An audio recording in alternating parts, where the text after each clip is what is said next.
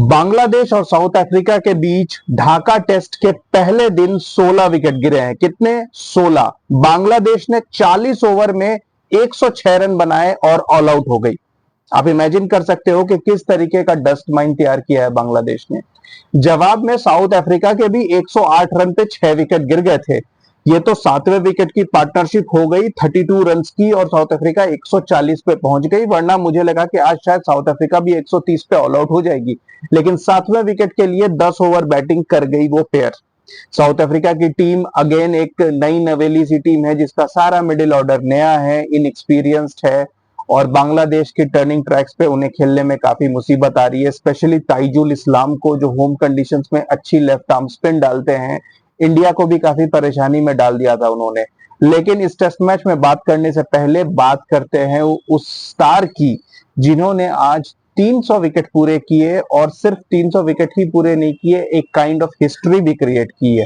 यहां मैं बात कर रहा हूं कगिसो रबाडा की। कगिसो रबाडा ने आउटस्टैंडिंग रिकॉर्ड क्रिएट किया है और वो 300 विकेट लेने वाले क्विकेस्ट बॉलर एवर बन गए हैं।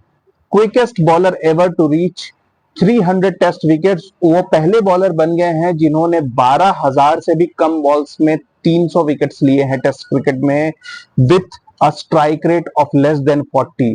Only bowler ever in the world to have done it. तो आप इमेजिन कर सकते हो कि ये कितना जबरदस्त रिकॉर्ड है जो रबाडा ने बनाया है। और रबाडा के बारे में एक और इंटरेस्टिंग बात आपको बता दूं, अभी रबाडा 30 साल के भी नहीं हुए। वो अगले साल मई में 30 साल के होंगे और ऑलरेडी 300 टेस्ट विकेट वो ले चुके हैं। ये फिगर इतना बड़ा है कि लोग रिटायरमेंट तक भी अगर 300 विकेट पहुंच जाए, एक फास्ट बॉलर स्पेशली, तो आप कहते हो कि he was a great fast bowler. और रबाडा ये 30 साल के भी पहले कर चुके हैं। अभी भी उनमें एटलीस्ट 6 साल की क्रिकेट बाकी है, 5 से 6 साल की। अगर वो लीग क्रिकेट की तरफ ट्रेंट बोल्ट की तरह अट्रैक्ट हो गए और आखिरी के 3 सालों में टेस्ट क्रिकेट छोड़ दिया तो पता नहीं, लेकिन अगर रबाडा 35-36 तक प्रॉपर टेस्ट क्रिकेट खेलते हैं और साउथ अफ्रीका की होम कंडीशंस में आपको पता है किस तरीके की पिच होती है, तो कगिसो रबाडा को 600 टेस्ट विकेट लेने से कोई रोक नहीं सकता। और 500 तो डेफिनेट गिवन है अगर वो अपनी फिटनेस मेंटेन करें। और कगिसो रबाडा एक रेयर फास्ट बॉलर हैं जो तेज बॉलिंग करते हैं, लेकिन उनके फिटनेस के बहुत कम इश्यूज आते हैं। वो नेचुरली बहुत फिट हैं और वैसे भी उनकी पेस में कोई कमी नहीं आई है, बल्कि दिन ब दिन वो और बेहतर होते जा रहे हैं। और 300 टेस्ट विकेट 65 टेस्ट मैचेस में। Matches wise he is not the quickest. Matches wise Dennis Lillee हो, ग्लेन मैग्रा हो, ये सब उनसे तेज थे। और साउथ अफ्रीका में he is the third fastest. लेकिन उनके ऊपर जो 2 बॉलर्स हैं वो दोनों लेजेंड्स हैं, Allan Donald and Dale Steyn, 2 of the greatest fast bowlers ever. और रबाडा अब उनके बाद तीसरे नंबर पे आ गए हैं। तो आप समझ सकते हैं कि अब रबाडा को किस कैटेगरी और किस क्लास में रखा जा रहा है। Rabada is an exceptional bowler. और आज के टाइम में जब बॉलर्स के लिए लाइफ बहुत मुश्किल हो गई है, जब चैलेंजिंग कंडीशंस होते हैं, तीनों फॉर्मेट्स खेलने होते हैं, 3 फॉर्मेट्स में एडजस्ट करना होता है, लीग क्रिकेट की अलग डिमांड्स होती है और रबाडा लीग क्रिकेट भी ठीक ठाक खेलते हैं, तो उन सब के बावजूद जो रबाडा ने अचीव किया है ये आउटस्टैंडिंग है।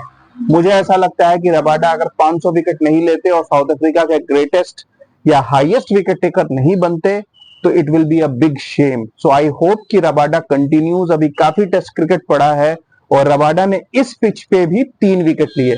वो 299 विकेट्स पे अटके हुए थे और मुशफिकुर रहीम को जब उन्होंने क्लीन बोल्ड किया तो उन्होंने अपने 300 विकेट पूरे किए। तो मुशफिकुर रहीम उनके 300 विक्टिम हुए।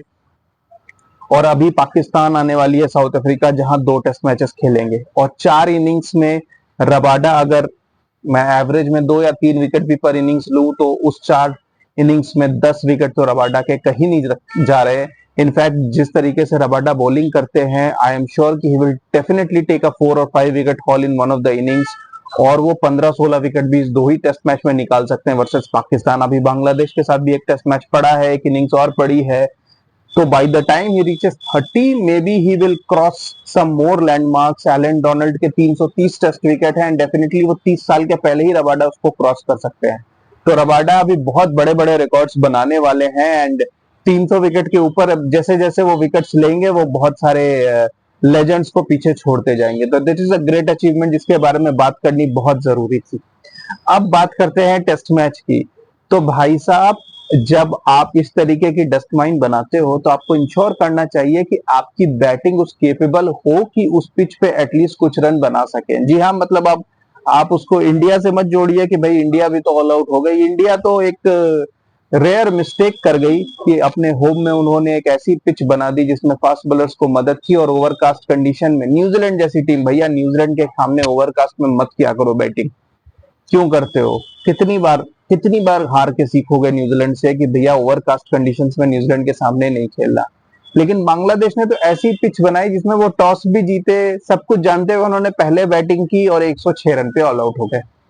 साकिब अल हसन, जिन्होंने सोचा था कि शायद वो ढाका में अपना आखिरी टेस्ट खेलेंगे, उन्हें तो प्रोटेस्टर्स ने अंदर ही नहीं आने दिया और उन्होंने दूर से ही बोल दिया कि भाई मैं तो आ ही नहीं रहा बांग्लादेश, मुझे मार देंगे।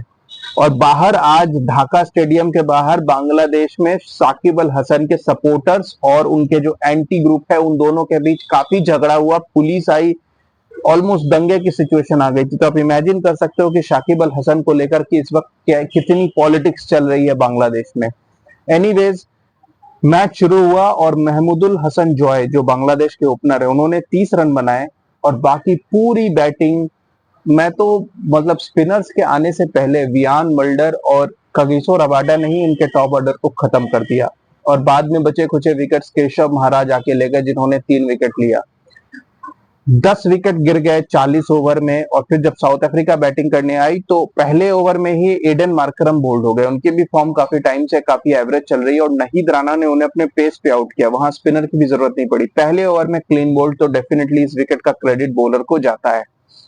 बाद में जैसे थोड़ी देर तक साउथ अफ्रीका ने अच्छी बैटिंग की, इनफैक्ट जब उन्होंने 50 का लैंडमार्क क्रॉस किया तो 1 विकेट ही डाउन थी, तो वैसा लगा कि शायद बांग्लादेश बहुत पीछे हो गई है गेम से। लेकिन जैसे ही बॉल थोड़ी सी पुरानी हुई, ताइजुल इस्लाम ने बॉल को टर्न कराना शुरू किया और साउथ अफ्रीका की टीम जो काफी इनएक्सपीरियंस थी, क्रिस्टियन स्टब्स भी अभी नए नए आए हैं टेस्ट क्रिकेट में, वो भी काफी आप कह सकते हो कि थोड़ा स्ट्रगल कर रहे थे। बाद में उन्होंने अग्रेसिव क्रिकेट खेलनी शुरू कर दी क्योंकि वो समझ गए कि यहाँ पे टिक के खेलने का कोई फायदा नहीं है। डेजोर्जी जो आजकल नए ओपनर आए हैं साउथ अफ्रीका के, लंबे बालों वाले, वो भी काफी देर टिक के खेले लेकिन वो इवेंचुअली डिसमिस हो गए।